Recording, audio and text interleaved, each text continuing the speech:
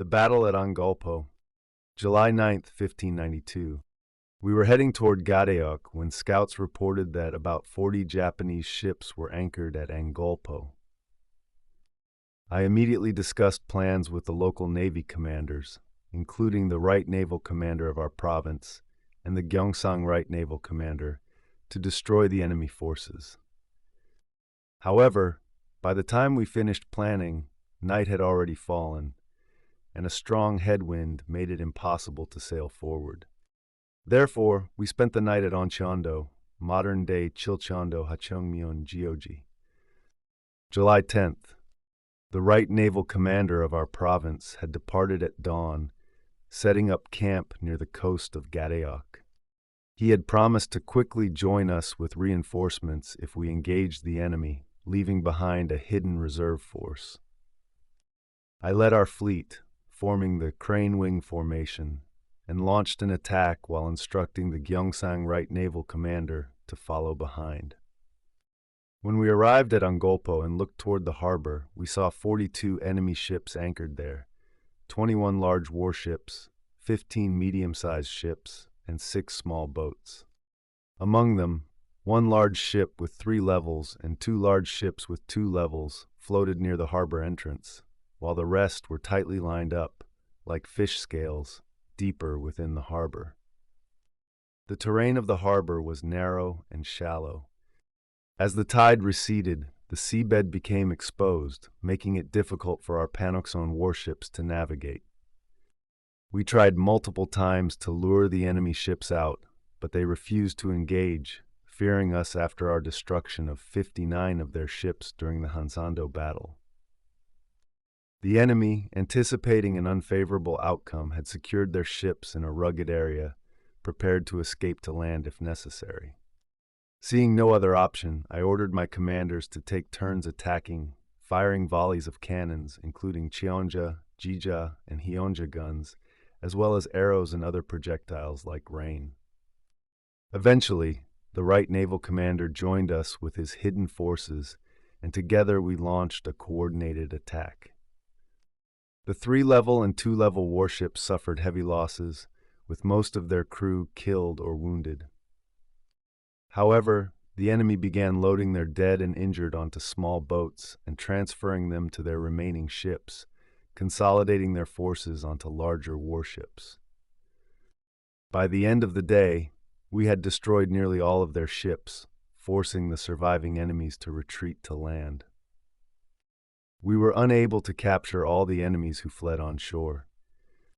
Burning all the remaining enemy ships to corner them entirely would have endangered local civilians hiding in the nearby mountains. So we decided to withdraw temporarily, moving about 1 RI, approximately 400 meters, away to spend the night. July 11th. At dawn, we returned to surround the remaining Japanese ships, but the enemy had already hastily cut their anchor lines and escaped under the cover of night. We inspected the area where the battle had taken place the previous day.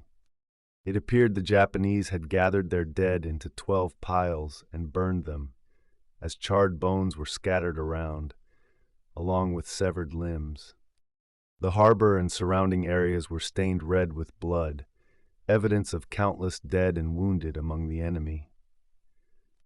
By 10 a.m., we searched Yangsan River, Gimhae Harbor, and Gamdong Harbor, but there was no sign of the Japanese forces. To ensure our presence was felt, we stationed our ships in a line from the outer waters of Gadeok to the Molunde coast near Dongne, projecting an intimidating display of our military strength.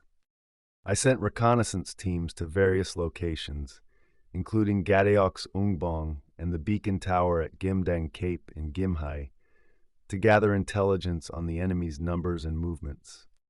Around 8 p.m., He Sugwang, a soldier from the Gyeongsang Right Naval Command who had been sent to Gimdang Cape, returned with his report. The Battle of Angolpo was a decisive engagement that demonstrated Admiral Yi Sun-sin's tactical brilliance and the strength of the Korean Navy. Most of the Japanese fleet at Angolpo, including large 3-level and 2-level warships, was destroyed or heavily damaged. The remaining Japanese forces were forced to retreat to land, abandoning their naval advantage. The aftermath revealed massive enemy casualties, with burnt remains and bloodstains scattered throughout the harbor. Admiral Yi strategically avoided completely burning all enemy ships to prevent retaliation against local civilians hiding in nearby mountains. His decision to temporarily pull back ensured the safety of non-combatants while maintaining naval dominance. The overwhelming strength and tactical superiority displayed by the Korean Navy further demoralized the enemy and disrupted their operations in the region. Admiral Yi employed the crane wing formation to encircle the enemy fleet and maximize firepower in the narrow harbor, achieving devastating results. Although the Japanese ships were securely anchored, Yi's relentless attacks forced them to consolidate their forces, making them more vulnerable. He coordinated a multi-phase assault with support from the right naval commander, combining direct attacks with strategic cannon volleys and reinforcements. He also made a deliberate effort to avoid civilian harm, demonstrating both military acumen and compassion. Following the battle, Admiral Yi stationed his fleet in a highly visible formation from Gadeok to Malunde, showcasing the Navy's strength and discouraging further enemy incursions. Reconnaissance teams were dispatched to gather intelligence on remaining enemy forces, ensuring proactive planning for future engagements. The battle dealt a severe blow to the Japanese Navy, further weakening their supply lines and morale. Admiral Yi's strategic combination of aggressive tactics, calculated withdrawals, and consideration for civilian safety reinforced his reputation as a brilliant and compassionate leader. The Korean Navy's dominance in the southern waters was solidified, significantly contributing to broader efforts to repel the Japanese invasion.